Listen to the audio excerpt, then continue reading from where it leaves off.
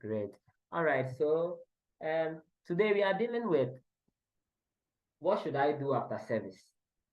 If you are about to complete your national service, it's definitely one of the questions you are asking yourself around this time. If anyone is about to complete NSS and is not asking this question, it is very strange.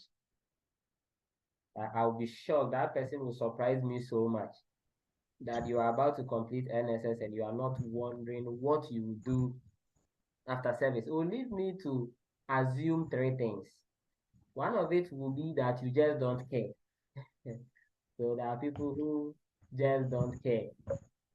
Then there's one group of people who live in faith, and so they understand that be anxious for nothing, but everything by prayer and supplications, let your request be made known. So yeah, they live in that realm. And there are other people who do not also care because they know the future, they know where they are going. Their legs are well placed. Yeah, their legs. Lydia, I want you to observe the waiting room as well, because I see someone I want to kick out of the class with a Galaxy S6. It's unallowed. You can't have a Galaxy X6. So whoever is Galaxy X6, kindly rename your account to a name we can identify with. Okay. And I think, Lydia, I see your hand up. Are you trying to get my attention? All right, that's fine. That's fine.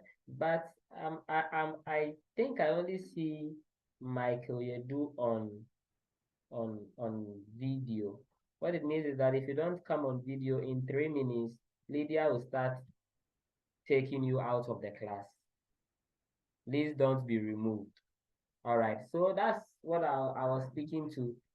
If you are about to complete NSS now, one of the most important questions you'll be asking yourself is, what next after service? 2 years ago, I was in the same situation. I was about to complete my NSS, and I was asking myself this question: what will I be doing after service? What should I do after service? What I didn't know was 2 years later, I'll be speaking to a people about what to do after service. It's very interesting, how time can easily flip on you. So maybe today you are in this master class, you should be sure to take the most out of it, because maybe 2 years from now, you will be called upon to speak to some people who are about to complete NSS on what to do after service. It's very, very important. So I'm sure you can note a thing or two. Or maybe you are now about to go begin national service. So this question of what to do after service is something you would come to actually deal with after a year. But you see, trust me, a year will soon flip on you and you would realize that, it was just yesterday I began service.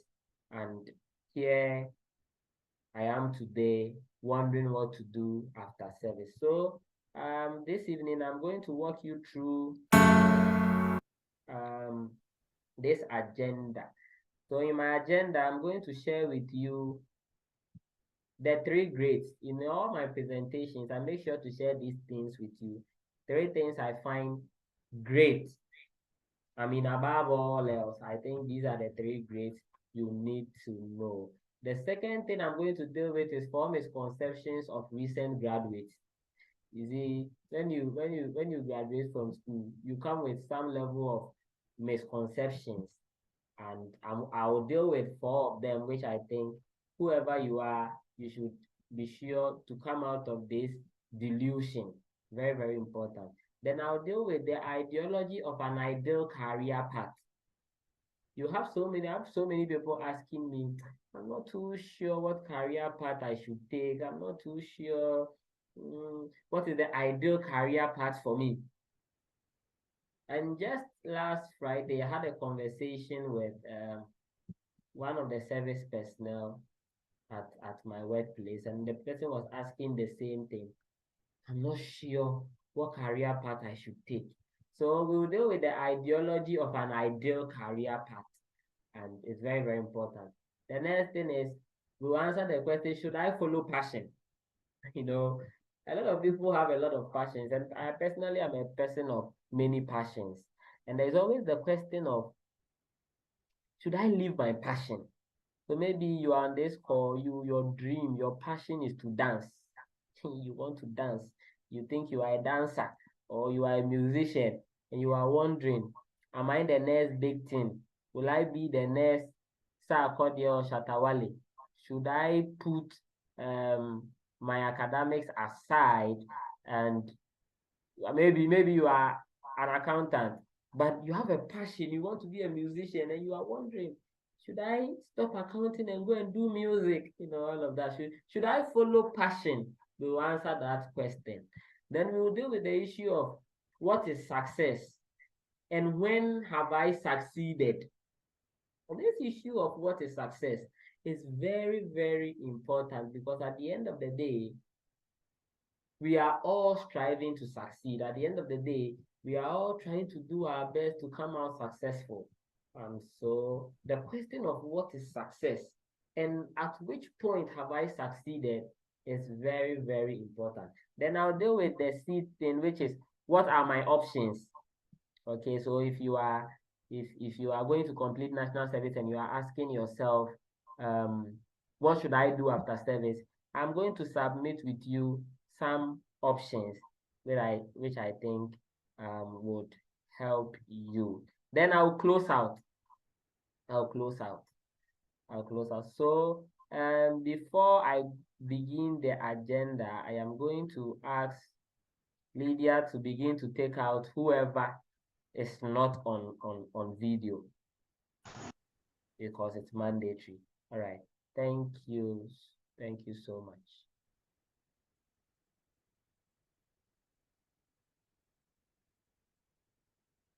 Great. So the three grades.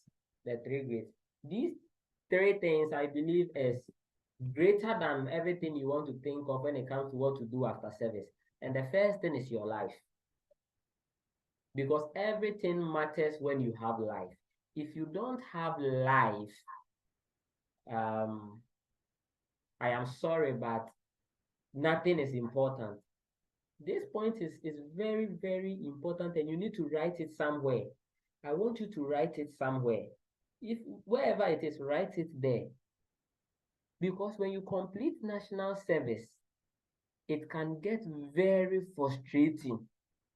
And I know people, I have friends I completed school with, I have classmates, I have friends from church, whatsoever, who have completed national service for 3 years now, 4 years now, 2 years, and they don't seem to be making any progress in life.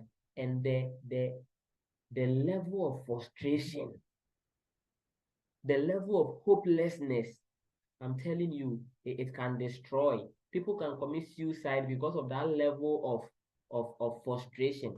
And so what I am trying to tell you is that when you complete national service and you are wondering, what do I do after service? Always remember that the greatest thing you need to do is to be alive.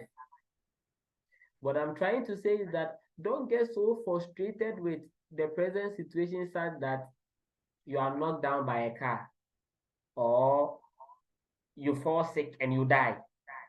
We need you alive. We need you. We need you alive.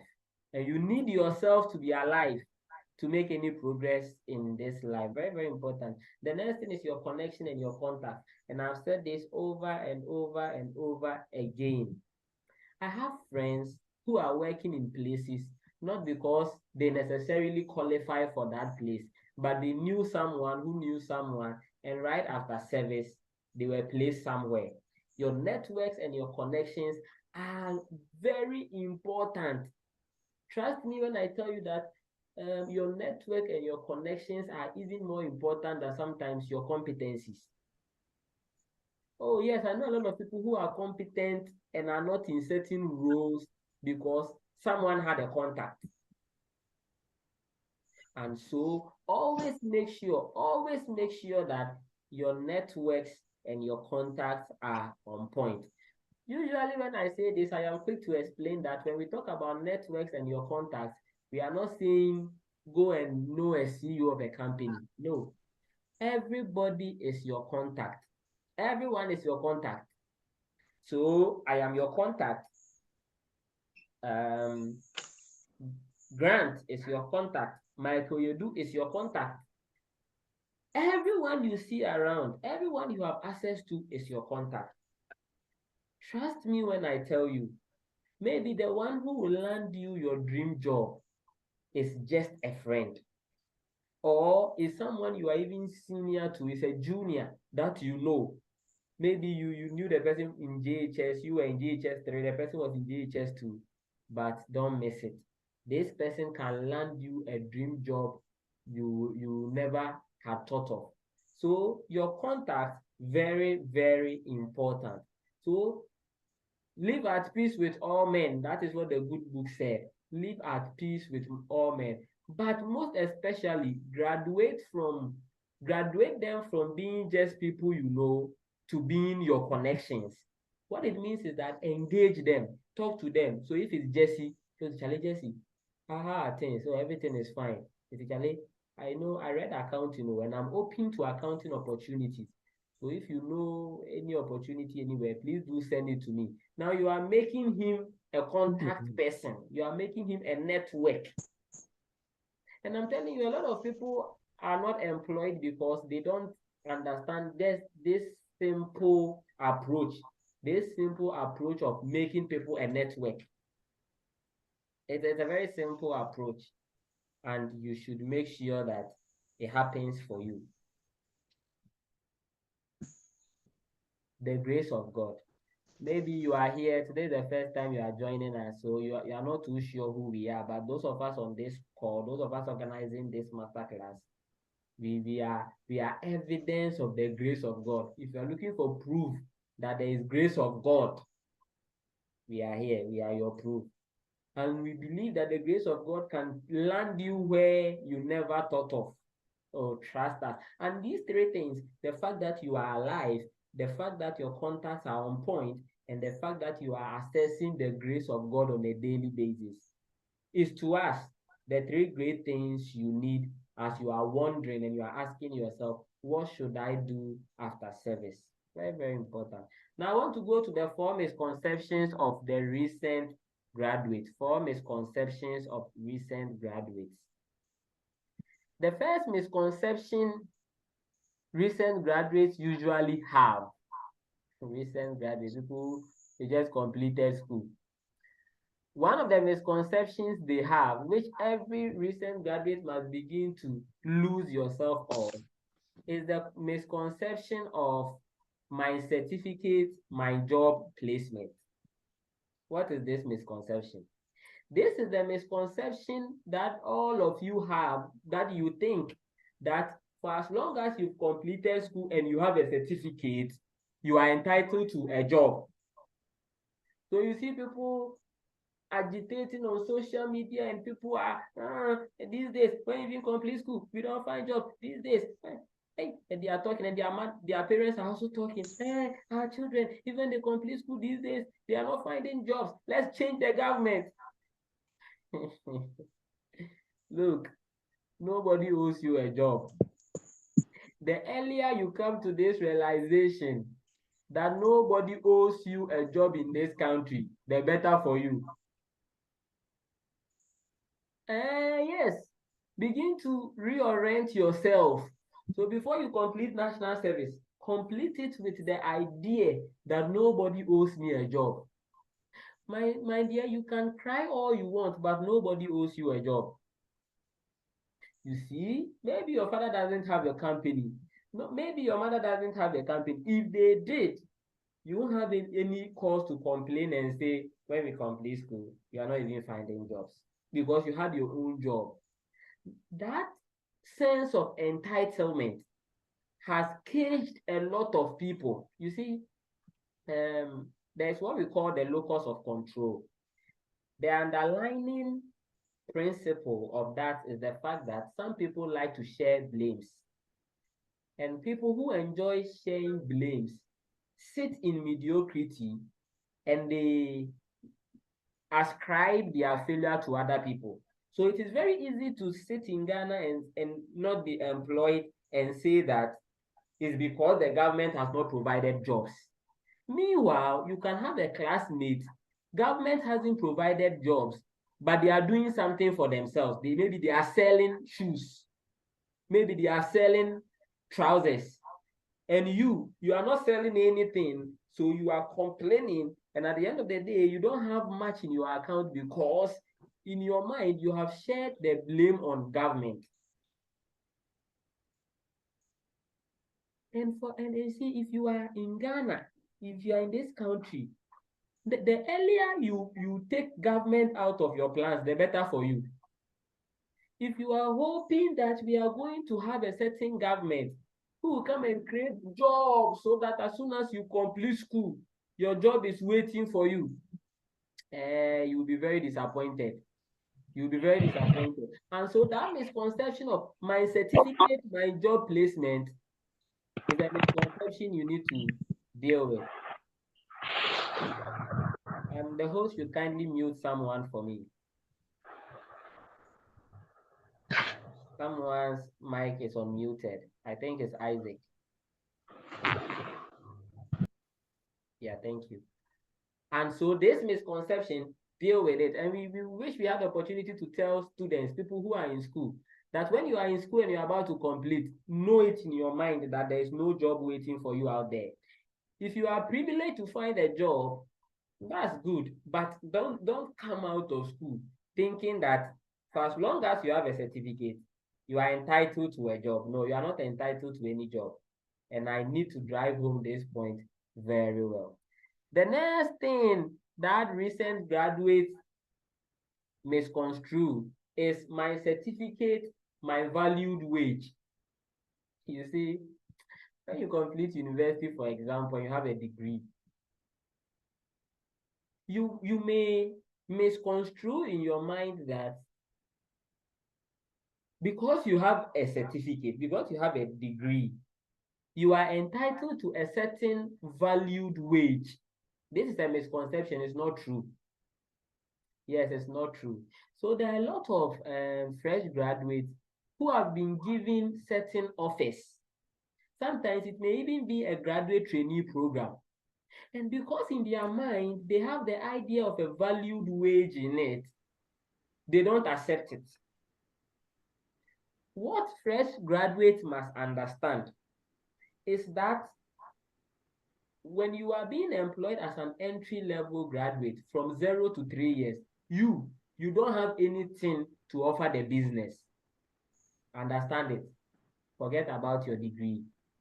Except you are a doctor, and that one you have doctorate. You are a doctor, maybe you are an optometrist, you are a doctor of whatever. That is doctorate.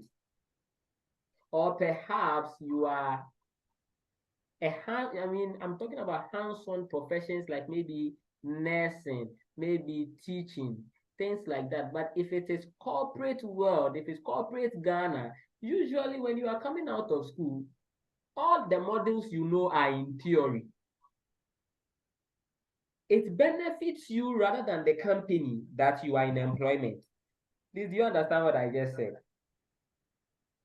From 0 to 3 years of experience, between you and the company, you benefit more than the company because you are now coming to learn how to work. Usually you don't have anything to offer, and so maybe you are an accountant, you learned bank reconciliation in school, but even when you were learning bank reconciliations, your question said that a check off, so you learned check in abstraction. But you come to the workplace and now there's nothing like a check off. Now you are holding the check. You are holding the check in your hand. And so between 1 to 3, please kindly hold on briefly for me. Let me connect my charger before the laptop goes off.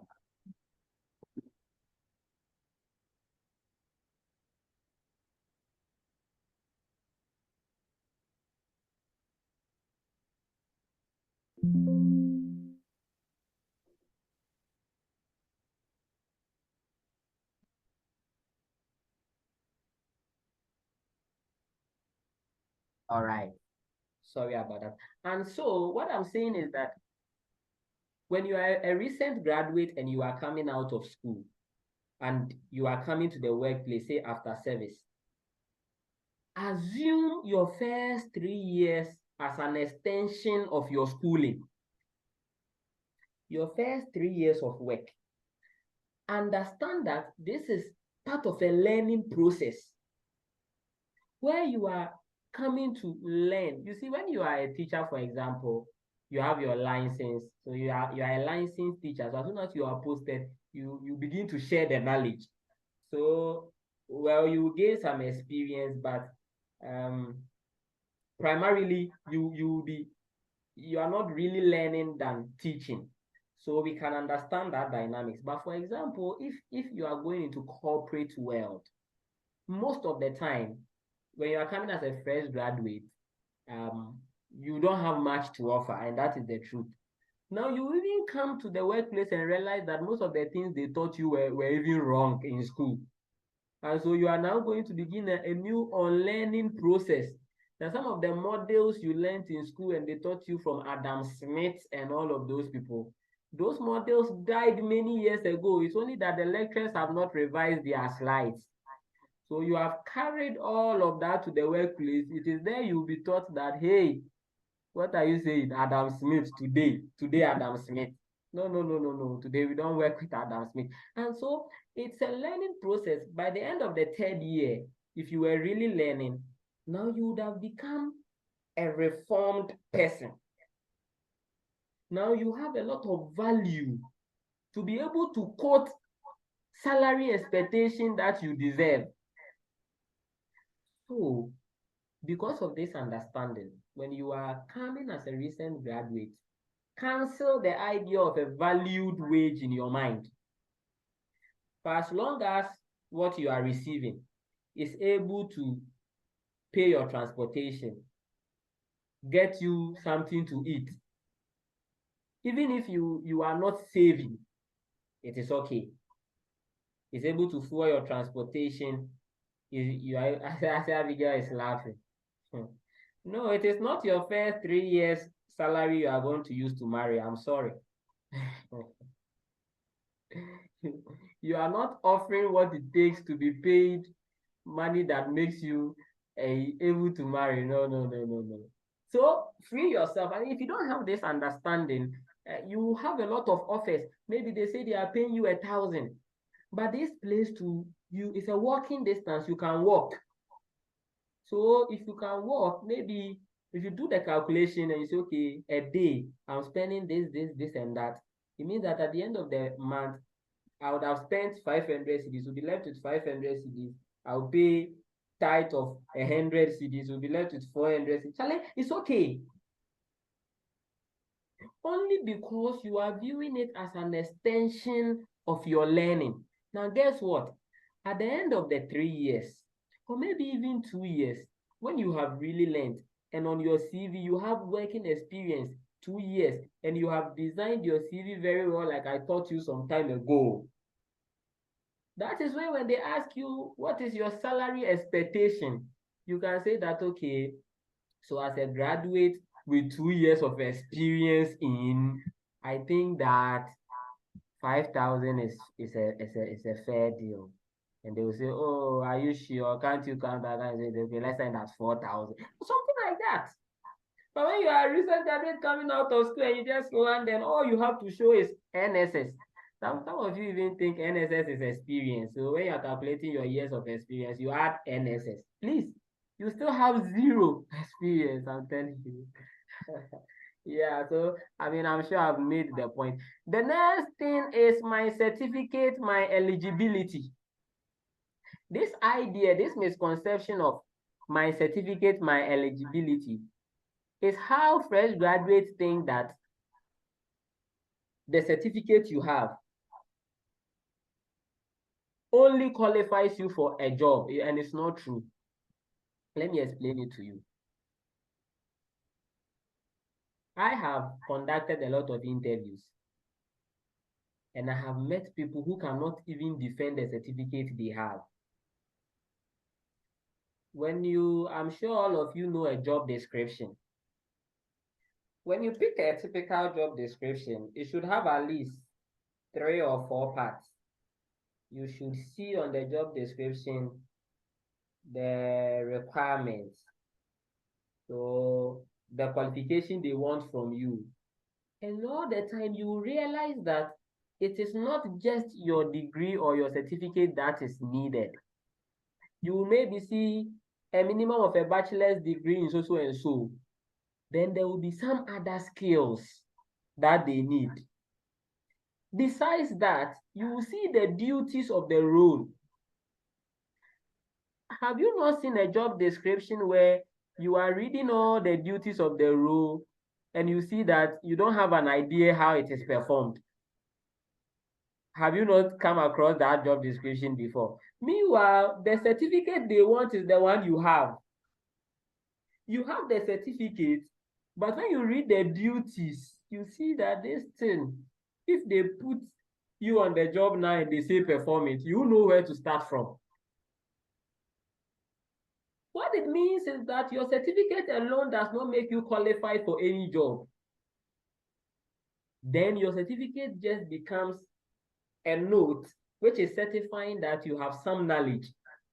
But the ability to transfer that knowledge onto the job is what makes you an eligible candidate.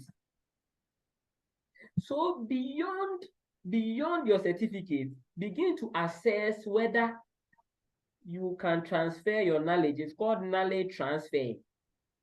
So for example, I see some accountants, I see a lot of accountants on the thing. Grant, you're also an accountant, isn't it? Or you're a finance person? Grant, can you hear me? Yes, please, I can hear you. Are you an accountant or a finance person? Which one? Economics and Good, fantastic. So let's use Grant as an example. So Grant in school was taught the law of diminishing returns. So he has learned law of diminishing returns in school. Now maybe we want to employ a statistician or an economist, and we want Grant to be able to tell us how the law of diminishing returns will react on our cost consumer goods, which is a biscuit that we need school children to buy.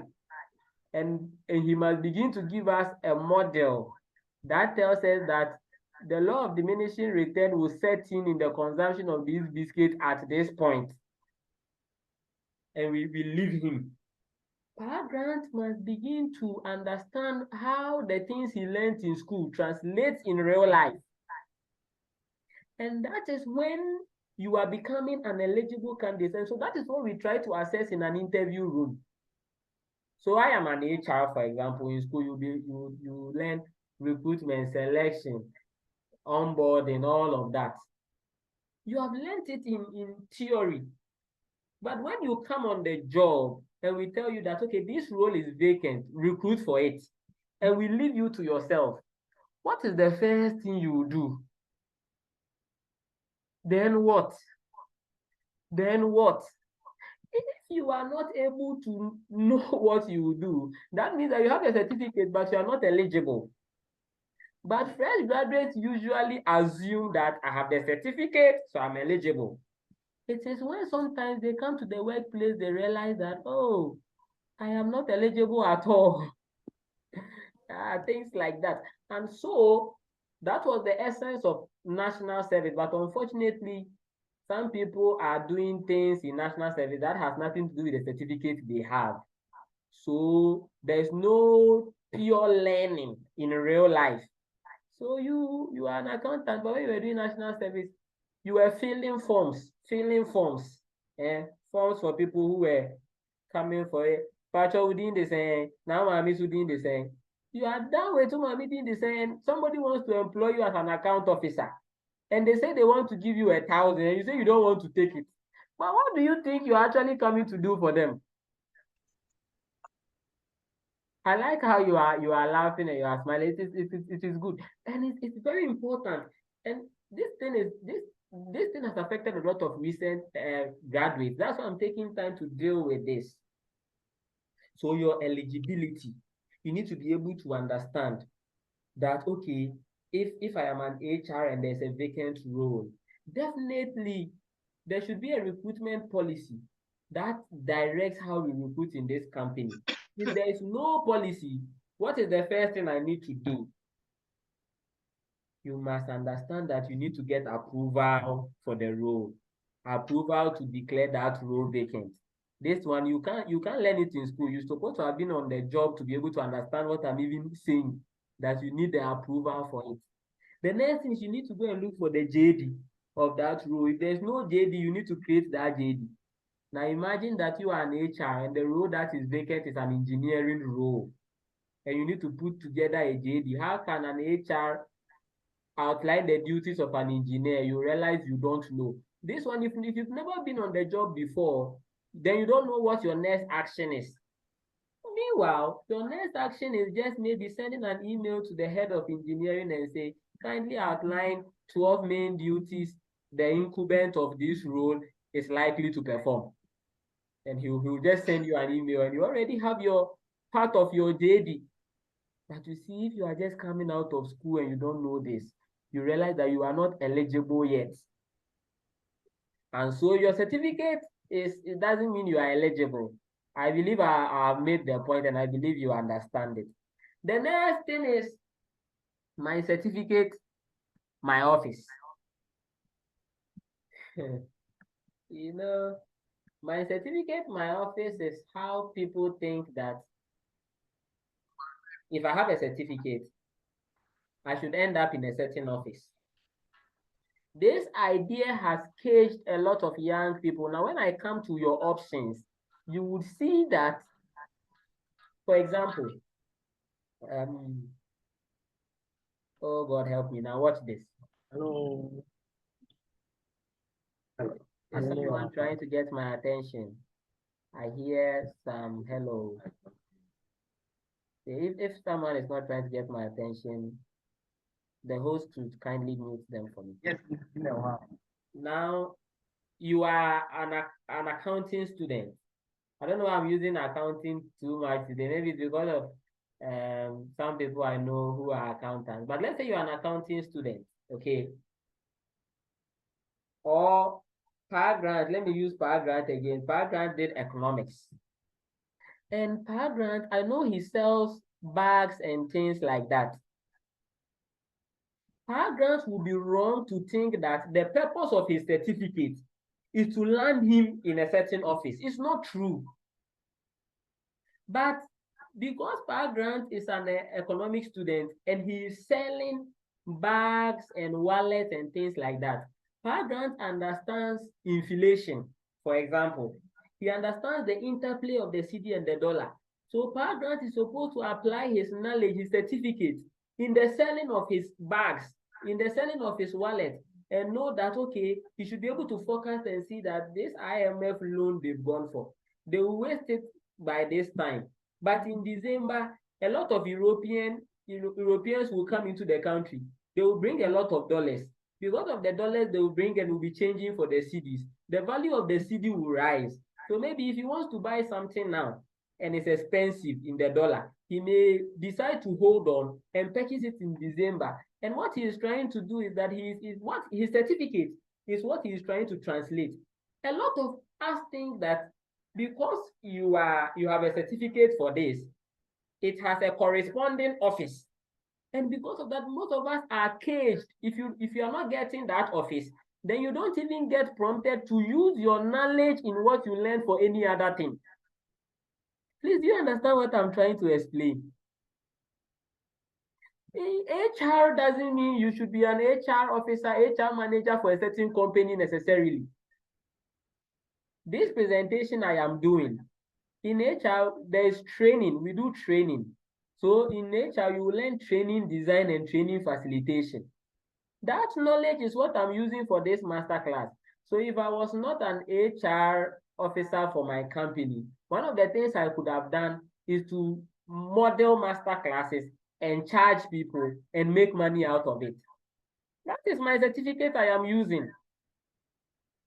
Okay, so don't think office when you are using, for example, let's say you are an education student, so you are a teacher. Where are teachers supposed to end up? Teachers are supposed to end up in the classroom, is that not so? But it's not true. You can decide that, okay, instead of going to the classroom and going to teach from morning this time to that time, I only do classes for people in their homes. So you are a private tutor. So you are not going into the classroom, but you are still teaching. This idea of my certificate corresponds to a certain office is a misconception. It's why most of us are not thinking outside the box. And I want you to clear out all of these 4 misconceptions. If you have any question, there's a question time, we would come to it. Now, I want to deal with the ideology of an ideal career path. Is there something as an ideal career path? Is there something like that? What is my ideal career path? And today I want to answer that question and tell you that there is nothing as an ideal career path. There is nothing like you were created by God to come and be something. That whole idea of purpose, be very careful how you approach it. So many people are not being purposeful because they are looking for their purpose. And they will die looking for the purpose and never find the purpose. Because in their mind, there's this one particular purpose they must look for. And that is why God brought them here on earth. I don't even want to go into that theology yet. I want to stay on career as profession. There is no ideal career path, and I'll show you why you must disabuse yourself of the idea of an ideal career path. I am an HR today, but I don't think that HR is my ideal career path. I know a lot of other things I can decide to do and I'll succeed in if I don't do HR. And there is so much you can do it. So the first point why you should not consider an ideal career path and always sit down and say, oh, as for me, this is what I know how to do, this is what I can do, and this is me. Hey, you are lying, that is not you. The first thing is the diverse career journeys. There are too many career journeys for you to box yourself and say, as for me, this is my niche, this is my ideal career path.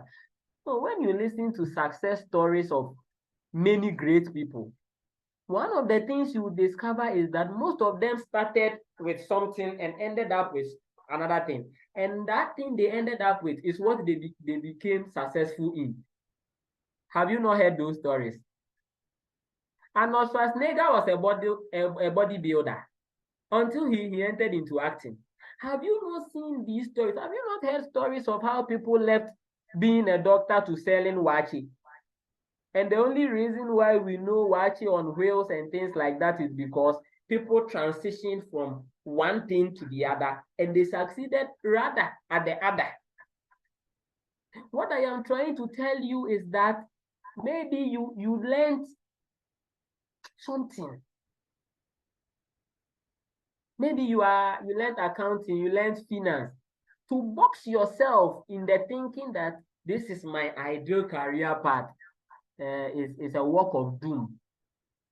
It will box you, it will not cause you to open up yourself. But let me tell you, one other reason why you should embrace the ideology of no ideal career path is that if you check into yourself, you will see that you have too many gifts and talents to be tied to one ideal career path. So I have is Michael into me there? Okay, I don't see Michael into me. I don't know if he's there. But maybe you are an engineer, for example. You are an engineer. Who says, as for you, it's in engineering you can do? Who says, for example, that you cannot sell? Who says you cannot be a marketer? Maybe you are an engineering student, but you can really dance.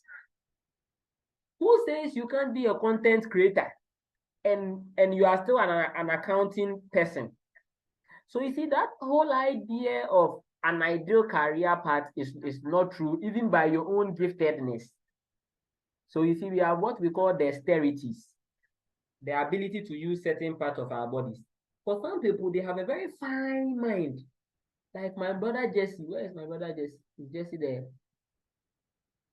Jesse, he has a very fine mind. Because of his fine mind, yeah, he's there. Where is he? Let me advertise you.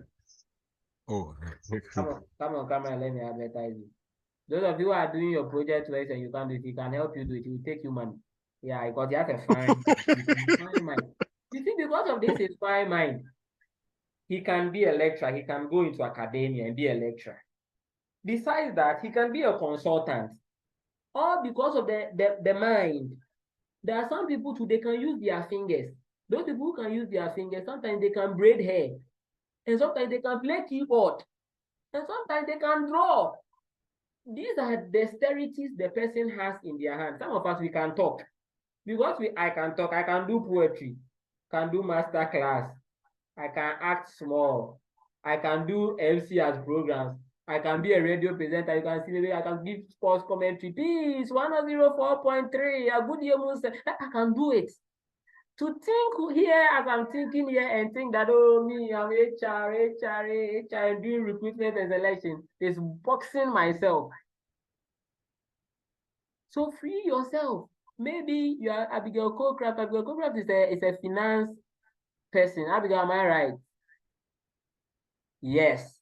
But I know Abigail can decorate. Abigail can package things. Abigail can sell. What was the name of the company? Something, so I forgot. Abigail, what's the name of your company? Cole's Crafty Parcels. Good. If you want birthday gifts for your boyfriends and girlfriends, call Abigail and see how Abigail can package it for you. For Abigail to think that finance is her ideal career path is even a belittling of herself. And so the diverse career journeys that you can explore is one of the reasons why you must disabuse your mind of an ideal career path. I am stressing these things because there are so many people at home. And the reason they are at home is not because there are no jobs, it's because in their mind, I am an accountant, so I can't sell phones. When they don't even have to go and take their phones, they just have to post their picture and someone will DM them and say, Charlie, cousin, and they say, oh, 3,005, and so my member 3,002, and their cut in it is 200, and they have sold the thing, but in their mind, they say, I'm accountant, I have to go and do quick books. Oh, quick what? You see, ideal career path. The next reason why you should disabuse yourself is the evolution of time. You see, time evolves.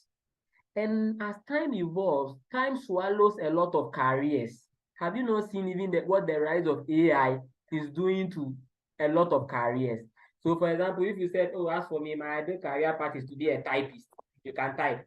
So you will type for court. When they are doing proceedings, you are typing. You are a stenographer. Hey, these days, the courts, they are using AI voice transcriber. So as the people are talking, the thing is transcribing what they are saying. They don't need you anymore. So the evolution of time will even kick you out of employment. And a lot of people lost their jobs during the COVID and into the rise of AI and automation. There are some people, their jobs right now, it is robots that do it. So if you thought that it was your ideal career path, now what will you do? That is when you will discover that there is nothing like an ideal career path. What is ideal is how you are able to apply yourself to many things. Let me tell you, it was in the 80s, they used to say a jack of all trades is a master of none. These days, there are jack of many trades who are master of all. Because AI can do some for you, automations can do some for you. You can hire people. Sometimes there are jack of many trades who don't even do the work themselves. When you see, they say Kennedy Japan has a lot of company. Okay, is he a journalist? that he has radio stations. And you don't have to be a journalist to own a radio station. Co-store, you see this thing. But he has it. You understand what I'm saying? And so apply yourself. Utilize yourself. Let this world know that you pass through it and you utilize yourself. Stop boxing yourself. Don't box yourself. The next thing is transferable skills, and I have highlighted this a lot because of transferable skills. Most of the things we learn, we can apply them to many things, and it will bring us money. Okay, sometimes just your ability to read and write, you can become a social media manager for a certain product, and you take something from there. That is just your ability to read and write. Okay, you can manage a blog, things like that. Transferable skills. Okay, right. And sometimes some of these skills, sometimes there are some people, they are even their sense of humor. Because of their sense of humor, they can make a lot of money from it. Not necessarily becoming comedians, but you see, we'll come to that. Then the next thing is self-exploration and discovery. You see, when we come to the issue of should I follow passion, I will highlight this thing. Because of self-exploration and discovery, one of the things you will discover about your own self is that at various stages of your life, certain things do not interest you anymore. Have you not realized it? Or sometimes, because of self-discovery, you realize that something you plan to do is not even realistic. It's like how most of us, when we were young, wanted to become pilots. And we wanted to become pilots because we thought of the whole idea and adventure of flying a plane in the clouds.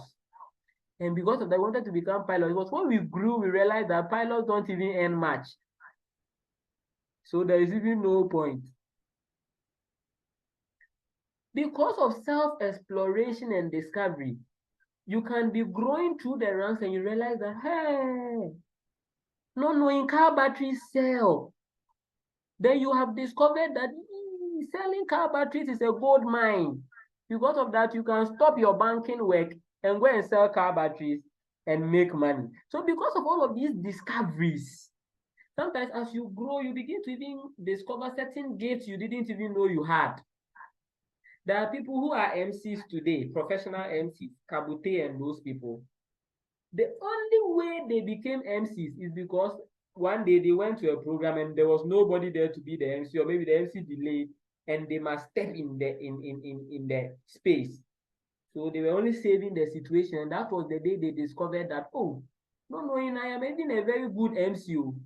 And people started inviting them, oh, so they come and do my GMO for me, come and do my this thing for me. And by the time they realized, now they saw that if they add a brand to it, it can give them money. And so self-discovery and self-exploration will let you know that there can't be anything like an ideal career path.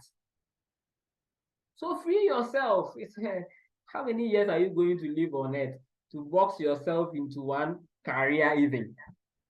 Then the next thing is the need for multiple streams. All of us, we need multiple streams of income. If you only have one stream of income, you are just a step away from poverty. Because as soon as that stream shuts, you are so me, a lot of people, I tell a lot of people I am poor because my streams of incomes are not many. So I am a very poor man, very, very poor. But maybe you are more poor than I am because you don't have a stream at all. Yes, but we all need multiple streams of income. Because of that, one of the things I do is that I am an HR. I'm an HR officer for a certain company, but I do consulting on the side. Don't tell anybody, okay? So some people want to recruit and things that I consult. Some of the people I do CVs for them and I charge them. I'm still charging only 150 for a good CV design. Maybe your CV is not good. There are some people I don't want to charge them. So what I do is that I give them the CV back. They go and change it, go and change it, go and change it. But the people I charge, I do it for them. Yeah, so if your CV is not good, come and let me do a CV for you. If you don't have a good CV, after service, you will struggle. Only 150 Ghana cedis. Apart from that too, I help people in job searching. All of that is to create multiple streams of income. From next year, we will start charging people to attend master classes. And you know the interesting thing? The master classes we did for free, CV writing master class, job searching master class, attending an interview. We will do them again, but this time we will charge people and take money from them. Oh, yes. It's multiple streams of income. Because of multiple streams of income, you will discover that, oh, where I am staying, there is no mobile money here. If you want to do mobile money, you have to go to a very far place. Let me establish mobile money here. Let me do this. Because of multiple streams of income, you can't box yourself into an ideal career path. Sometimes you create another stream of income and you realize that no, this thing, if you quit your full-time job and you give attention to it, it will be more profitable. And so you realize that you shift. So everyone should come out of the thinking of an ideal career path. There is no such a thing like that. Should I follow passion? So maybe you are a good rapper. If we start playing boom, boom, boom, boom, boom, boom, you can give us some nice rap on the beat. And anytime you sleep, you see yourself on big stages. Meanwhile, you went to school, you went to read BA something, something. And that even BA is not giving you anything. And you don't know whether, should I start going into the studio? Should I start recording songs? Or I should create a TikTok and stuff? What should I do? Should you follow passion? Should you follow? There are some of you want to play football. You don't know Ghana. This one, well, I start from Division 2. I'll start from Coast. Or where? When will I get to Kotoko House? And when will I go to Jesus? And you don't know what to do. Should you follow passion? Should you follow passion? My answer is yes. Follow passion, but add calculation. Follow passion, but add calculation. What do I mean? So let's say you want to do music, and music is what you want to do full time.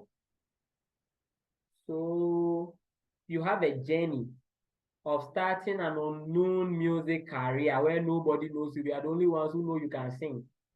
Maybe it is even gospel or it's dance or whatever you want to sing. And your sources of income will be things like streams, shows, endorsement deals, things like that. And you are 23 years old. You too, you have promised a certain girl that you'll get married to her by 27. And the girl is hoping on, is counting on it. And you need to raise a family. So yes, you need to sit down and do the calculation. So you are following the passion, but there is calculation. If you follow passion without calculation, you get frustrated. Because some of the passions, the harvest is a long term. So for example, if your passion is to grow tomatoes and pepper, this one in a year, you can harvest. But if your passion is like growing cocoa, that is 5 to 6 years. So you must begin to calculate year 1, what will I eat? Year 2, what will I eat? And factor it in your pursuit of the passion. If not, you will get frustrated. If your passion is like growing rubber or abe, that is 20 years, 15 years. But you see, the point of these things is that the passions that take long to harvest, when the harvest comes, the money is huge. Like compare cocoa to tomatoes. But it will take 5 years to grow. But when you harvest, that's they will call you cocoa crashing. You follow passion, but add calculation. So if you own is dance and you want to become like a dance God Lloyd or dance Lloyd God, which one? And you see him, he's traveling to Germany and things like that. He's done saying, "Oh, come on, God damn it, I can do this thing. This is it. This is the thing." To put calculation because you maybe nobody knows you yet. So you're now going to start a TikTok account and you don't have following. By the time the people are bringing you their songs to do dance challenges for them, maybe it can take 3 years. So now you begin to, when you are doing the calculation, you begin to think, okay, what can I do to support the passions I have? And you see as you are looking at my slides, you see that you see pictures of my friends and yeah, we follow passion. Me, I have some strong passions, things I am very passionate about, but see, they are very capital intensive. Like this year, I'm wondering whether we'll do ready to pay. In as much as I am very passionate about it, there's calculation. Where is Lydia? Is Lydia still there? Sure, we've been doing calculations. She's not well, but we are still doing calculations. It's not easy in this life. You have to do calculation. If you don't do the calculation, you will get frustrated. So, yes, by all means, follow your passion. If it is football, follow it, but add calculation. And the calculation will sustain you for long. You know, there is a seed time and a harvest situation. So, your passion, you begin to sow the seeds, but the harvest is at a certain time. So, in between that time, you need to have calculations to fill in the portals on how you will survive. There are so many people, they wanted to be musicians, they've given up. They've given up. They went to the studio, they recorded a demo, they recorded a single, but they've given up. Why? Because they didn't add calculation. Sometimes all the calculation you need is to set up a certain small venture. Because maybe if you want to play football, you go for training, maybe an academy. You go for training in the morning, and in the afternoon, in the evening. You can't do any full-time job. So what can you do? Can you sell some things online? Calculation. That will aid your pursuit of a passion. If not, you will give up on the passion. And you say, oh, I wanted to be this, so you've given up. So yes, follow passion, but add calculation. The next thing is, what is success and when have I succeeded? This issue of what is success is very, very important because we live in a very competitive world. Everybody's mother wish their children were better than other children. So if you don't take care, your mother can look at other children and say, hey, not because they just want to criticize you, but they wish you were better so that they will boast in you. Everybody wants to do better than their classmates. They wish that they were the best one. All their classmates were pointing. They wish that they were the most successful among their classmates. Everybody is selfish. And we live in a society where a bastard has no father. When you succeed, oh, look at Pa Grant, how he's sitting in his room. Today, let news break that Pa Grant has done something. It's all of us will post him. That's my guy. But we don't even know the last time we asked him what's up. That is how the environment is. A bastard has no father, but success has many fathers. That is how. So when you are living in an environment like this, there is a huge burden on you to succeed. The first thing you must do is for you as a person to define what success is. In our society, success is material. When people talk about a successful person, they are talking about material. If you define success that way, then by the time you realize, you think that a fraud boy or an occultist who has built a 3-bedroom apartment and has a Range Rover is more successful than you, who is a teacher and you are teaching the future of this country and you are teaching them dedicatedly and they are growing up very well. and you don't have a truck, you have failed in life. Why? Because you define success by material. Please, are you with me? And so, as a person, you must define what success is to you. What does success mean to you as a person? No, you see, as I speak to you, I'm a very successful person. I'm a very, very successful person, but I don't have any material. I don't have anything, but I'm very successful because my definition of success is not a 3-bedroom apartment. That is not when I think I am successful. But even organizing this master class and seeing that you found it worthy to join, and I'm telling you some of the things that may help your life, and maybe you believe that, this thing he has told me is right. It gives me a sense of fulfillment, and that is success for me. Now, for example, one other thing is that I am a Christian. Because I am a Christian, walking before the Lord and being upright is very important to me. So if I would steal someone's money and buy a car, I would rather walk. And the man that is success for me. So everybody must define what success is to them. But the issue is, when have I succeeded? When you are defining what success is to you, and you make success the destination, you get very frustrated early. I remember on 9 targets, I was sharing lessons with some people who had the opportunity to join. And I was telling them that success should be the journey and not the destination. When you make success the destination, then you are never successful until you get there.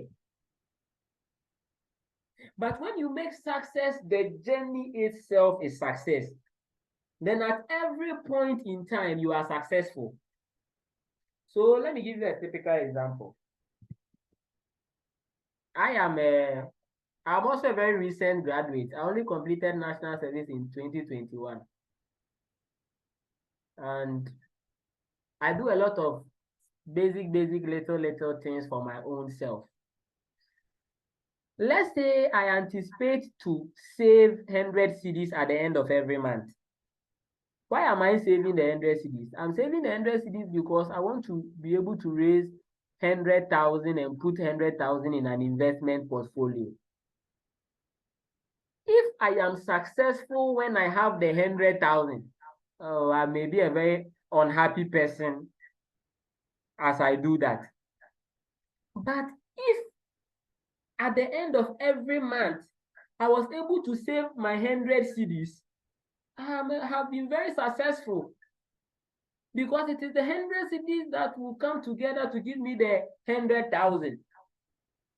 So whereas I have the goal of a certain end, you don't make that end what success is, but the journey to it in itself must have little milestones that you celebrate as success. And sometimes the reason why a lot of people are frustrated is because they have a certain idea of what success is that is not even realistic.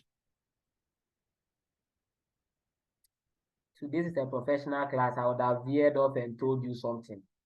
You see, there are a lot of men, married men, I mean. They think they are very unsuccessful in their bedroom because they have a certain idea of what successful sex is that is not. So all the time they think they are not successful, or the only reason they think they are not successful is because they have a certain measure of success in their mind that is not even realistic. But that happens to a lot of people in building their career. For some people, they think that if they are an accountant working at PwC or Deloitte or EY is what a successful career looks like. And so a certain company around the roadside is inviting them and they won't go. But do you know what they are missing? When you are working in a very structured organization like PwC and the rest, there is so much experience you will miss because of how structured the environment is, that if you were not there, you would gather, because in an unstructured environment, you tend to learn more because you have the duty of first restructuring the thing before doing the work. Yeah. And so everybody must define what success is, and you must be sure that what you are defining as success is not beyond your ability. What you are defining as success will not come back to make you unhappy. Look, those of you who use iPhone, as for me, I use Samsung. The iPhone people, if you think that the latest iPhone is what successful phone using is, you will get very, very frustrated very early. Because every year they will bring you another measure of success. And you realize that at some point you can't catch up. But someone may have an iPhone X. They can feel very unsatisfied because now 15 is coming and they don't even have the 14. Someone too is somewhere. When they get iPhone 6, Jesus, they have succeeded in life. So you see that even the idea of success is a mental drill. We set it for our own selves in our own mind.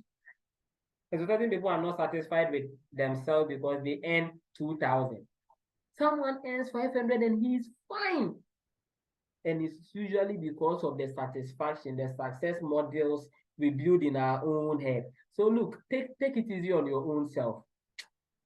Take your time and define success appropriately. Time is fast spent. I want to jump onto what are my options. If you are completing national service this year, what are your options? What are your options? Number one is job searching. After national service, you can search for a job. It's one option. Job searching is just one option. A lot of recent graduates make job searching their only option. So they are going to be home for a very long time. Job searching is just one option. So when I see you and you've completed national service and I'm talking to you and I ask you, so what are you doing? So I've been searching for a job, and I ask you, so, and what else? And I see that you have only trapped yourself in this one option. I will not be happy with you. Job searching is just one option. And in job searching, what you need to know is that you need to know job outlets. If you are searching, you need to know the outlets. One outlet in job searching is public entities. There are public entities. There are government jobs. When you look into the public entities, in Ghana, for example, you can have the public service, the civil service, and the local government. And in the public service, you can have the securities as well. So maybe you can go to the military. You can join fire service, immigration, prisons, customs, whatever. Securities, the security arm. You can look at that. That is one whole block of an outlet that you can look at. These things, they have a lot of entry points. Military, you can go there as a sports person. So you can use the sports ticket and enter. You can go there as an instrumentalist. You can go there as a nurse. So you can have a certificate as a nurse and direct it through this public outlet of the securities and end up as a soldier who is a nurse. A lot of public service outlets. Even in the public services, if the government sector, there is the SMEs that you can join. State-owned enterprises are also there. Organizations like BOST, Ghana Post, all of that, they are there. It's just one outlet, the public sector. Then there's the private sector. And so sometimes you need to know, some of the people, they've even forgotten that there are government jobs. All their focus is on the private sector and they are not getting it. Some of the nurses, government is not posting them. They've forgotten that, oh, I can enter through military. I can enter through police. And you are a nurse, you won't be going to catch criminals. you will be a nurse at police hospital. And even that one has an extra vibe. You are not just a nurse, you are a police that is a nurse. So you see, look at the options very well. When you come to the private sector, there are various industries. So you are a sales, maybe you did sales in school. We have the fast-moving consumer goods industry. We have telecommunications. We have IT sales. We have a lot of divisions. These days, insurance companies want a lot of sales representatives. And a lot of people say, oh, I don't know how to sell. It's because they have boxed themselves in their mind. That same person that says they don't know how to sell, they can woo 10 ladies at the same time. But they say, oh, me, I'm an accountant, I don't know how to sell. You don't know how to sell, you can woo a girl. Hey, then you are very gifted. You know how to sell. And so look at the job outlets. There are NGO jobs. There are NGO jobs. And so when you are searching for jobs, one outlet are NGOs. NGOs tend to pay a lot. One of the things about NGO jobs is that they are usually social services. So sometimes NGO jobs are around issues like disability, the SBGs. So if you want to apply for NGO jobs, make sure you are familiar with these things. Sometimes NGO jobs take people to rural areas. And I've always said that if you are a fresh graduate, be willing to travel. The world is not Accra. Ghana is not Cape Coast. It's not Kumasi. Asankregwa is also Ghana. And especially when you are a fresh graduate and you know it's an extension of your learning, not because you are going to raise your family there, but you need the experience to move you back to Accra and all of that. Be open to travel. So you need to know the outlets, and I've given you some of these outlets. Now you need to be familiar with job boards. If you are job searching, know that the jobs are not on social media. Social media is just one job boarding outlet. So job boards where jobs are posted, you can have job boards like Jobberman, Careers GH, Jobly. These are job boards. What is done there is that recruiters post their jobs there. So if you are searching for jobs and you are only on LinkedIn, LinkedIn becomes just one job board. Okay, so you need to be visiting job boards. And when you make a simple search, job boards in Ghana, you will see a lot of job boards, and you will go there and you see amazing jobs, you'll be surprised. Then there are recruitment agencies. So these are not job boards, they are agencies that recruit. And I consult for one of them, which is Global HR. There is Lene Services, it's a recruitment agency. There is Zomelo and Associates, it's a recruitment agency. So usually these are HR firms who recruit for companies. So a lot of companies, when they want to recruit, they contact them and they do the recruitment for them. So they post their jobs. And so you need to know these agencies and you visit their pages, their sites to go and see what is there. Another place you need to, that is serves as a job board, is company websites. So you go to company websites of industries where you want to work and you go to their career section and go and see available jobs. Don't just say, oh, I've completed school, I've been applying for jobs, and all the jobs you are talking about are jobs you see on Facebook and maybe LinkedIn. Once in a while, people post on their status, just that. No, that is very limited. The next thing is LinkedIn influencers and recruiters. You see, there are people like Edmond Asari who have like a huge following. So companies even contact them to post their jobs for them.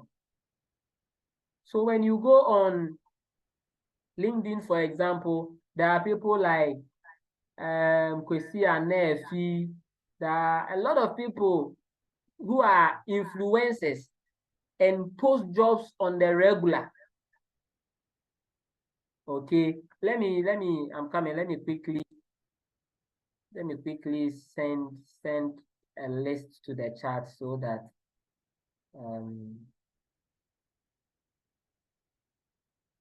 you can have a list of these people. When you go on LinkedIn, you can go and look for them.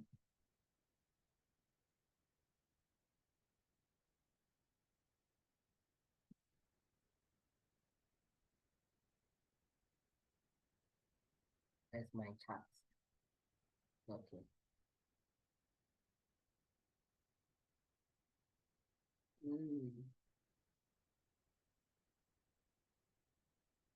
Okay, so these are examples of some job boards.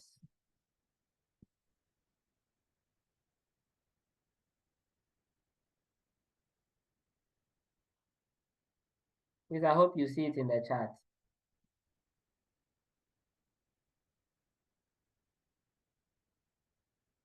Please, do you see it?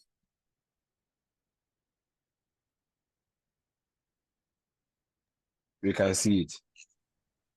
Fantastic. I'm also adding a list of recruitment agencies.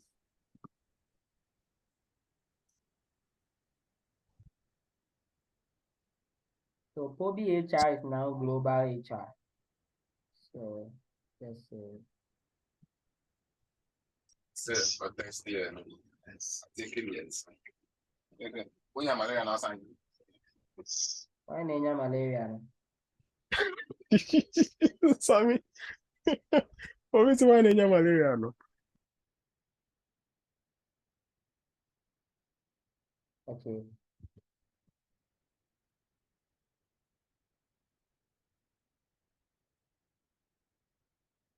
That's making the work simple for you. So this list I've also sent are people you can follow on LinkedIn. Usually post a lot of jobs. Most of them are HR people. And so follow them. And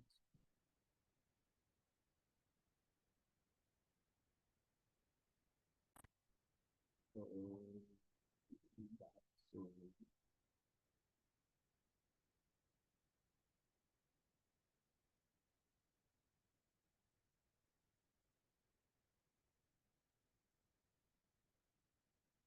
okay. Please, I hope you can see my screen now. Yes, we can. All right. So in job searching, these are the places you need to constantly be checking. Then I have said that if you are going to search for a job, if that is the option you want to take, I've told you that this is just one option. But if this is the option you are going to take, then number one, you have to be a competitive candidate. If you are searching for a job, but you are not a competitive candidate, this option won't work for you. What does it mean to be a competitive candidate? What it means to be a competitive candidate is that if we are employing entry-level accountants, between you and other people, you must stand out as the best. And so you need to have some X factors that makes you competitive. So beyond your degree, maybe you should have done a professional exam. At least if you have ACA Part 2, you are more competitive than someone who doesn't have ACA anything. So that is what makes you competitive. You need to be able to use software, accounting softwares, maybe SAP, Oracle, things like that. It makes you competitive.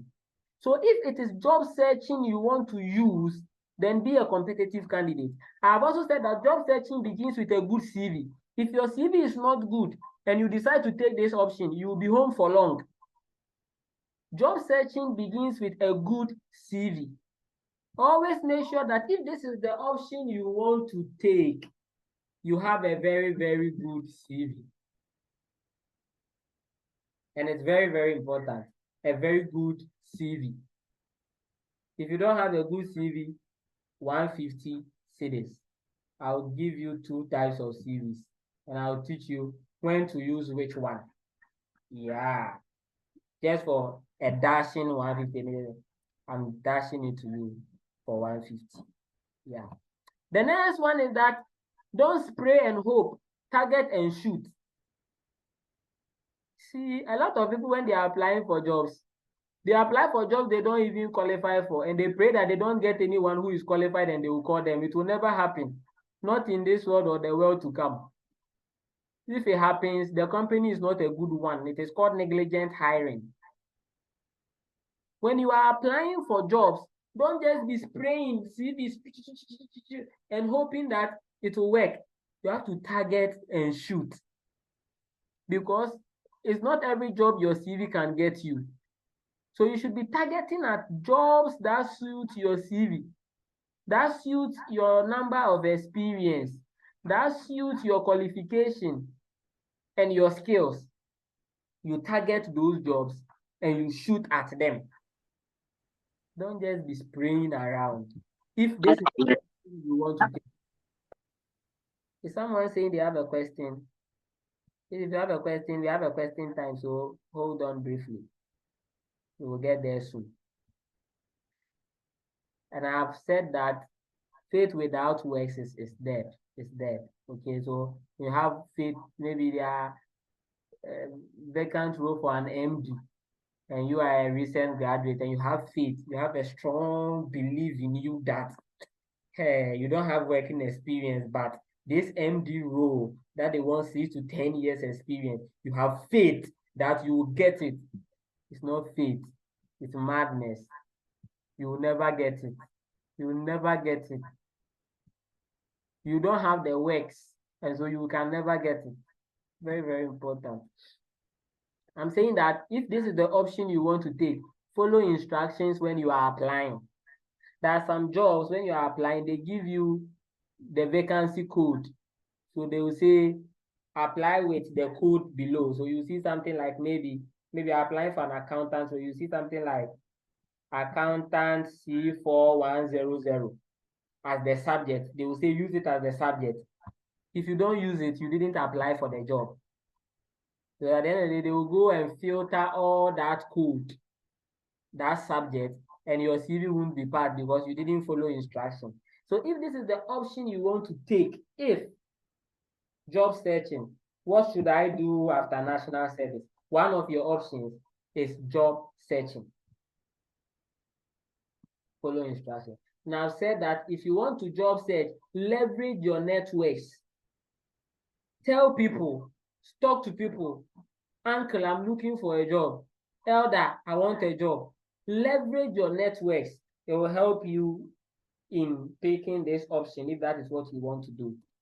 The next thing is that if this is the option you want, I've said that do job searching as an everyday job until you get a job. There are so many people who are using this option, but they are very reluctant at home.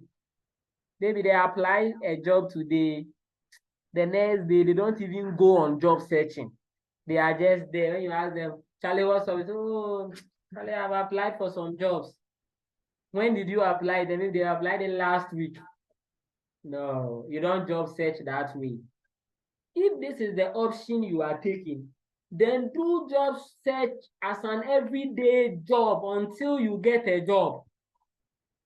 When you wake up, you are going to Jobaman, you are going to Careers in Ghana, you are going to Jobly, you are going here, you are going to company website, you are doing it as a job until you get a job. If this is the option you want to take, very, very important. Another option is to be a freelance or a remote or a gig worker. So you are not looking for a full-time job. You want to be a remote worker. And today there are a lot of remote jobs.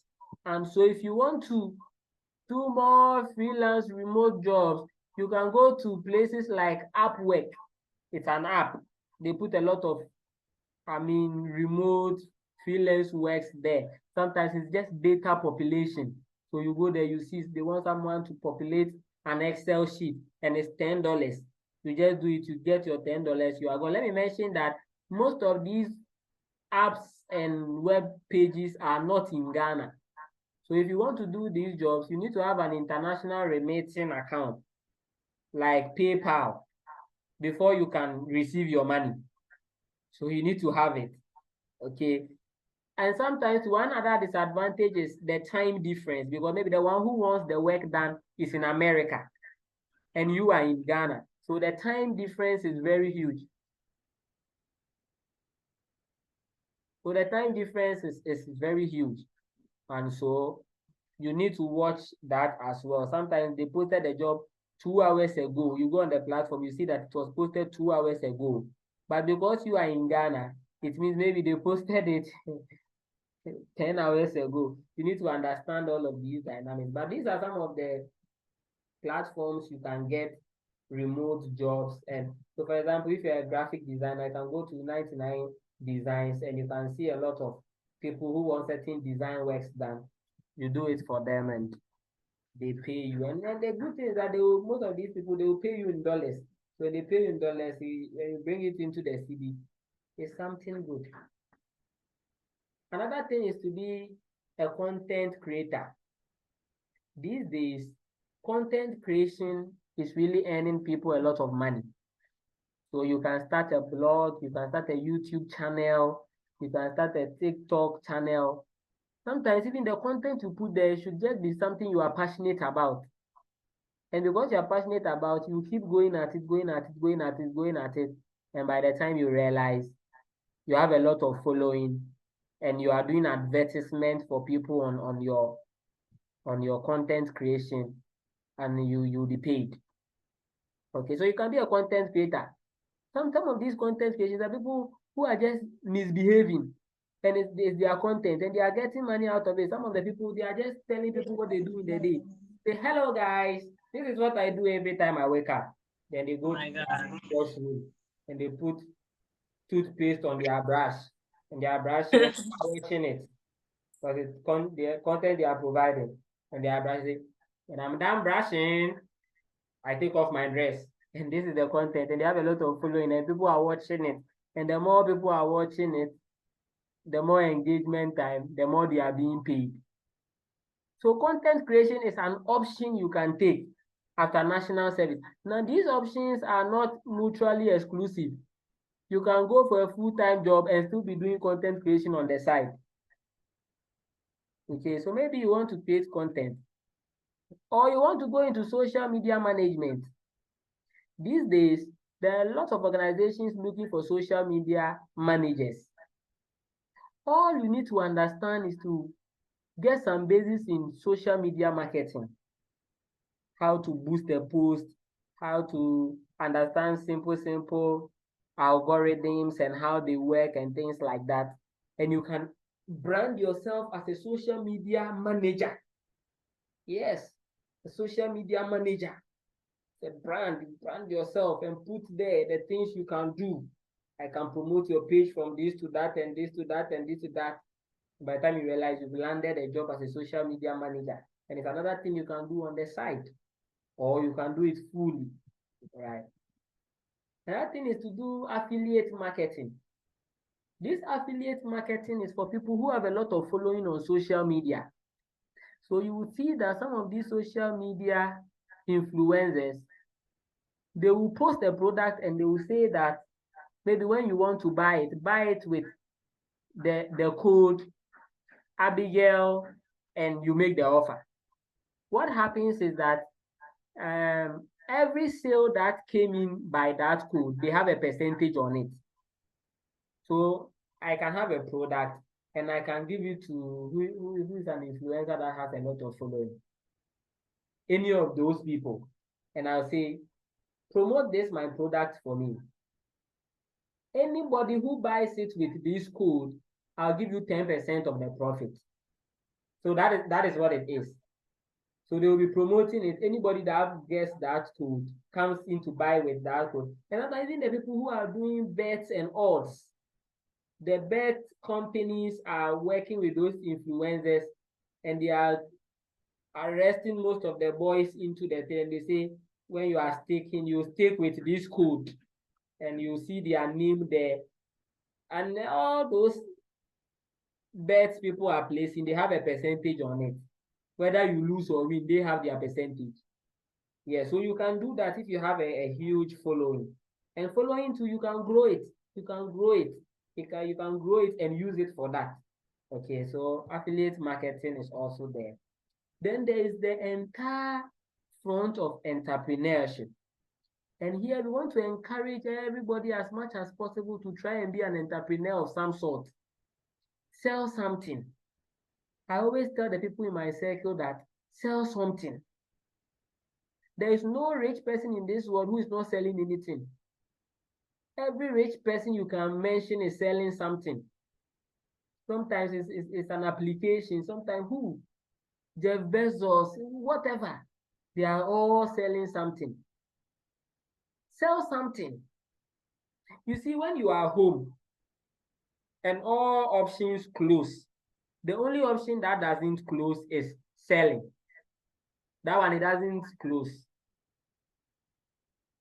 It could be that people may not buy, but you can still sell anyway. The restrictions in selling is very limited. You can sell on your status, you can create a broadcast list, you can, and these days you don't even have to hold stock. No, you don't have to hold the stock. So maybe you are selling shoes. You know someone who sells the shoes. All you are doing is to post the pictures of the shoes, put your percentage on it, people order it, you order it for them, and you are done. You don't have to hold the stock.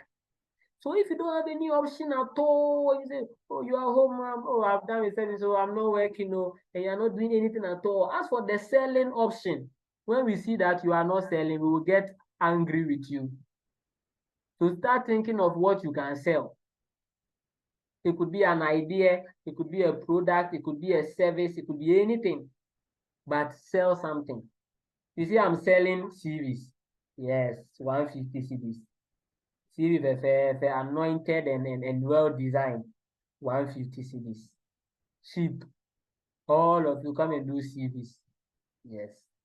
And this CV thing, I'm about to begin marketing it very well. In the past, I was just dashing it out, you know. But when you see my artworks coming, you'll be surprised. See that, hey, I'm in business. Yes, I'm selling something. The next option too is offshore jobs. Today, there are a lot of jobs abroad. You can japa and go somewhere. You can go to Canada, you can go to UK, wherever. There are jobs, there is an option, you can take it. Okay, you can take it, especially those of you who are teachers, nurses, things like that. Oh, you know, this option, there are two types of entrance. There are those who japa to the place and they are now going to look for the job. So all the work is to land in Canada, and the fate will continue from there. So they don't have a ready job. They are going to search for the job. That is one. The other option is the people who have gotten the job before they go. And for most of you who are graduates and professionals, try that option. As much as possible, when you are going, go with that option. It could be that maybe the job is not even up to your pedigree. Maybe you're an accountant, but it's a cleaner job, and you've gotten it, and you want it. You know, it's better to go knowing that there is this job waiting for you than to go and risk now going to search for the job. If you understand what I'm trying to communicate. So as much as possible, go on that ticket. Some people try to go as a student and they work on the side. That one is also there. It's also expensive. Some people even go as a student and they don't go to the school. They only use the student visa as an entry point. That one too is an option you can take. These are options. But by all means, there is something you can do after service. And that is what we are trying to say. The next thing is, and any other option I have not mentioned, but betting is not one of the options. Betting is not one of the options. But I'm sure this is not a limited list. And so any other option you may want to take that is legal, that will earn you something and you'll be fine, you can take it. Thank you. And this is my close-out time. Number one is that take it easy on yourself. If you are about to complete national service, you may not understand, but when you complete, you understand why I told you today that take it easy on yourself. The frustration can become very real. But in all of this, remember that I told you, take it easy on yourself. Write it somewhere you can always see that I told you, take it easy on yourself. So that when you come so frustrated, sometimes people become so frustrated, they will say, oh, I should go and do my master's. And the only reason they want to go and do their master's is not because they want to learn, it's because they want to run away from the frustration of being idle. But yes, continuous education is also an option you can take. But continuous education too should be calculated. You will be more frustrated as a master's degree holder who is not working than to be frustrated as a degree holder who is not working. Yes. And you see, when you come to start work as a degree holder in an entry level, it's very difficult to get a job. Yeah. So these are some of the dynamics, but of course, continuous education is very, very important. You must have your own calculation on how it will work out in the end. Have that, but by all means, take it easy on yourself.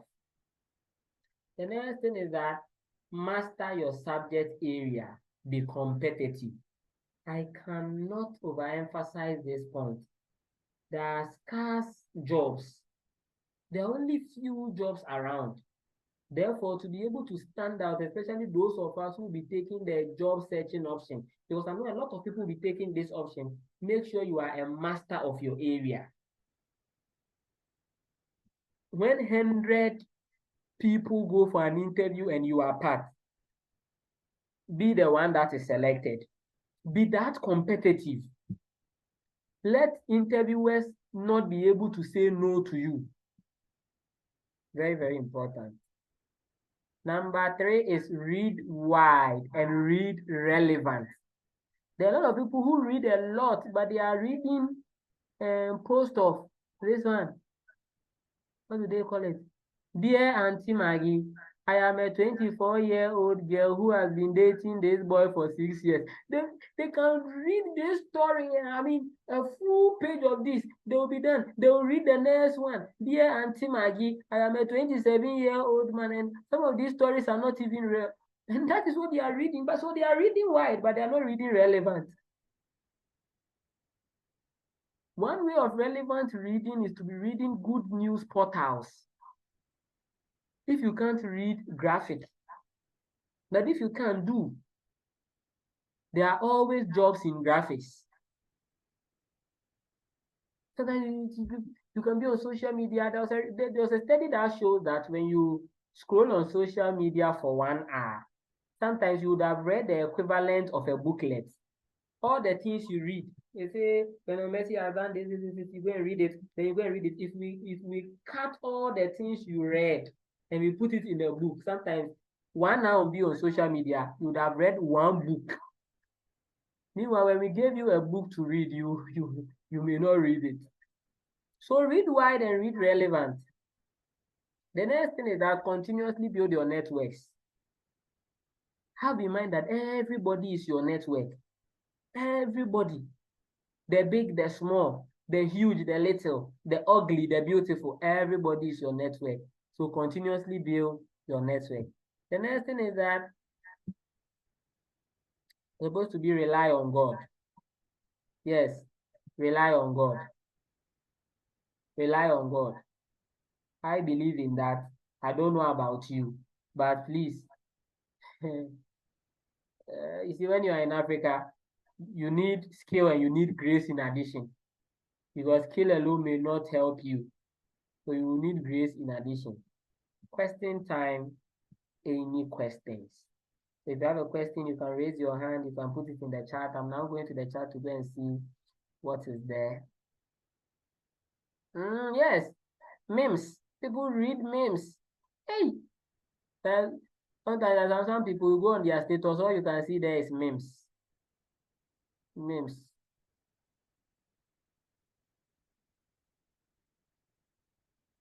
By the time you realize you have become a meme. So please, any questions? Any questions? I'm not sure I see any hand up yet.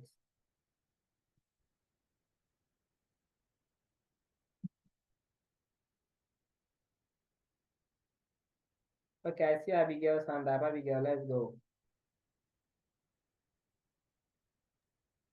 Okay, thank you very much. Thank you so much, Randolph and Friends, for organizing this. My question is that when you were presenting, you said we should define our success, okay? And we should make the success the journey. And so I want to ask, hello, can you hear me? Oh, I can hear you very well. Okay, so I want to ask, at what point can you say that maybe this my definition of success probably is not equating maybe fear or some sort of mediocrity because you are trying to probably not raise the bar? How do you bring it to that level? Like, everybody has their definition of success, but how do you know that, okay, this thing I'm saying it is success, I'm saying it because I fear I may not get there, or it's something. I don't know if you get me, but that's my question. Yes, you. I get you very well. Is there any other Okay. question?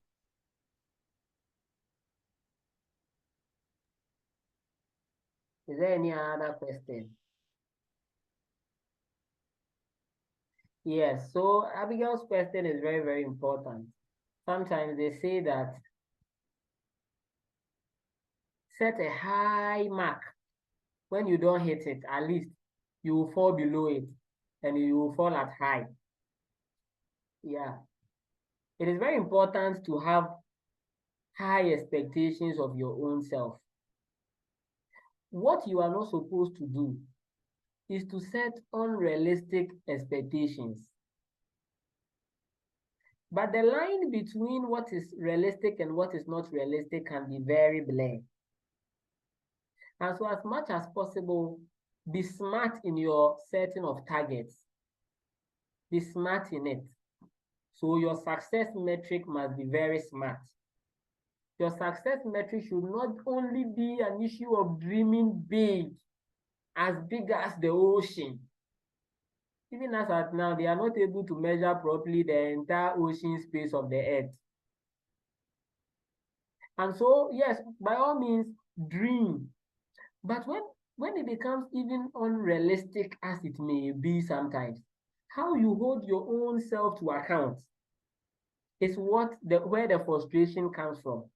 So sometimes I can set a very huge target for myself. But sometimes my friends are here, Jesse is here. Sometimes we organize events and things like that, and we keep reminding ourselves that, hey, even if we fail, we don't care. At least we are not doing it for anybody.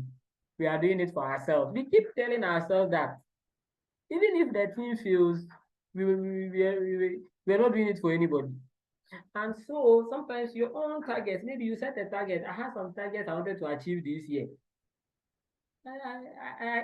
From what I am looking at with my eye, it's not likely I may be able to achieve it. But I set my own target. I don't have to start slapping myself because I couldn't achieve my own target. And I'm working and I'm so frustrated about life over a target I set for my own self. You see, that is what we are beginning to speak to. Therefore, that is why we are saying that don't make success in itself the destination. When you keep celebrating every little step that leads to it, even when you don't hit it, you would have celebrated a lot on the way. Yeah. I don't know, Abigail, if it helps you. Sure, it does. Thanks so much. Sure. Okay. Any other question? Any other question? Yes, please. I have a question. Let's go. All right.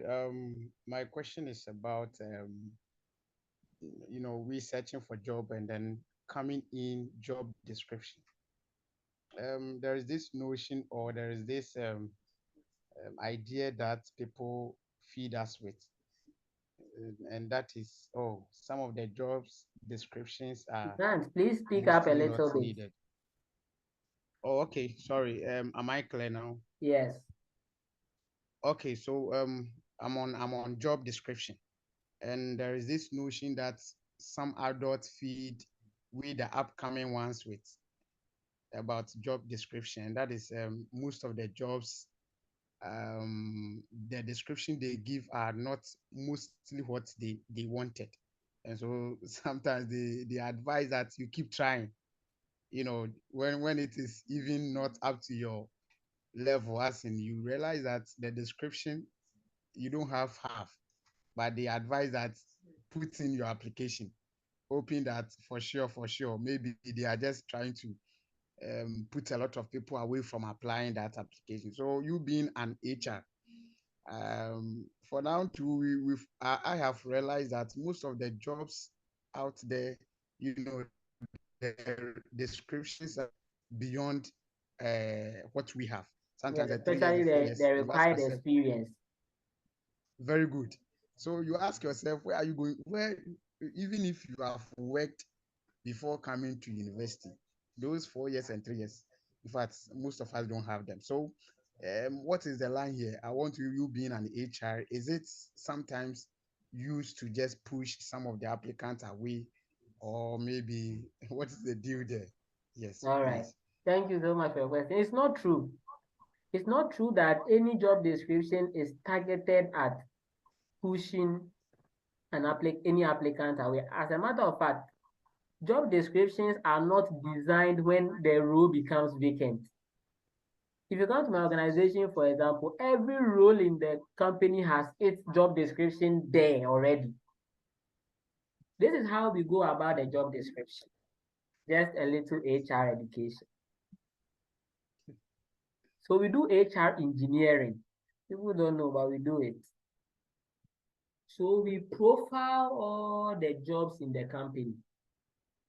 So let's say we start from the top to the bottom and we say that this company, what are some of the jobs that needs to be done? And we say, we will need someone to take care of our money and our accounting. And that is how come we will have an accounting department. Then we say, we will need people to go and sell it. That's how come we will have a sales department.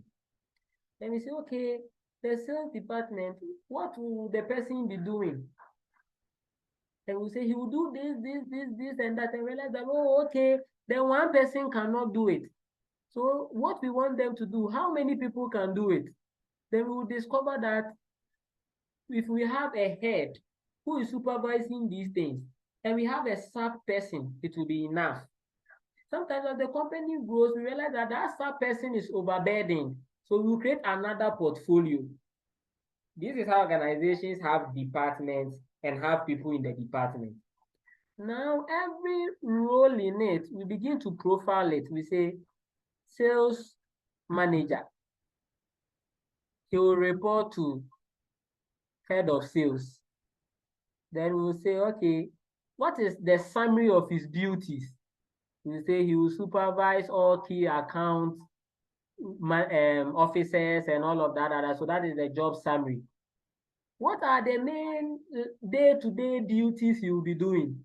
He will say he will engage our clientele, he will do this, he will do that, he will do that, he will do that, he will do that. Then we will be asked the question, what skills and qualification does a person need to perform these duties? Then we'll say, one, the person should have had a degree.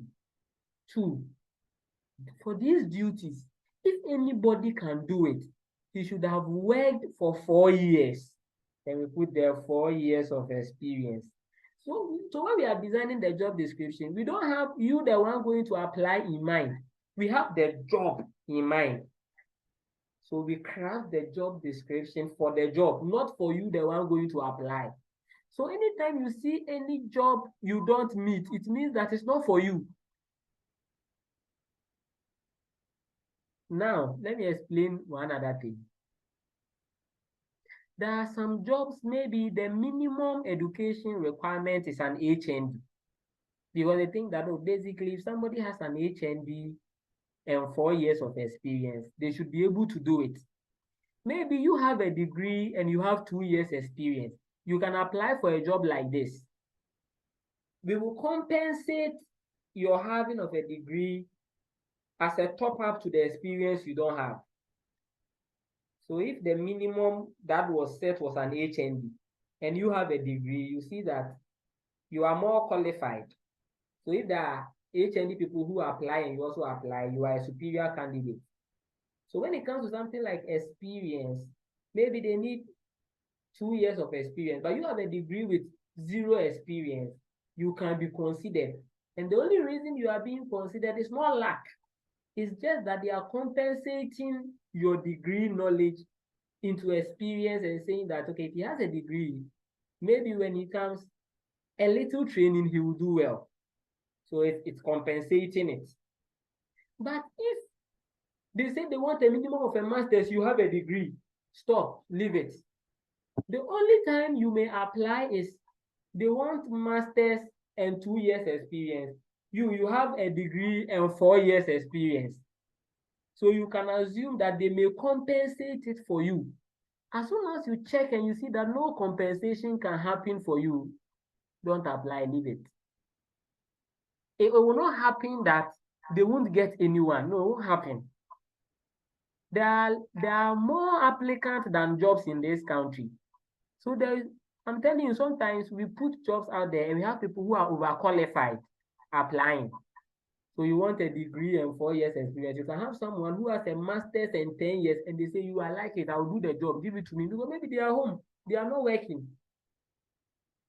You get me? So it's not like the companies won't get anyone. That one, don't think like that. So apply for jobs you qualify for. But usually, if the job states that it's an entry-level role, they may write 1 to 3 years experience. But if they indicate that it's an entry-level role and you don't have experience at all, but you only have national service, you can apply. But if you say that it's a mid-level role, leave it and go and sleep. All right. Any Thank other you very questions? much. Well learned.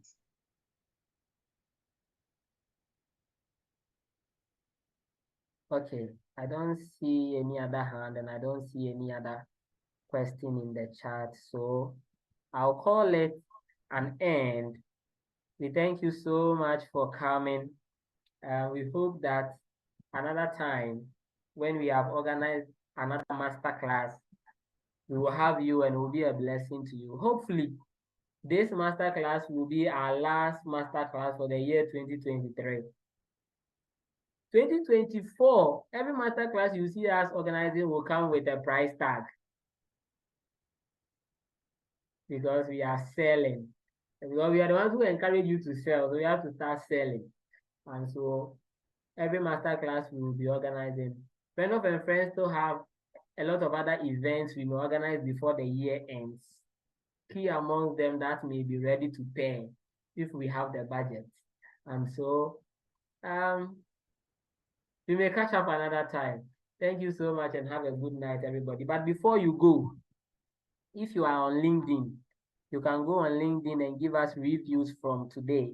If the masterclass was helpful to you, you can go there and give us some shout outs. Thank you so much. Bye-bye.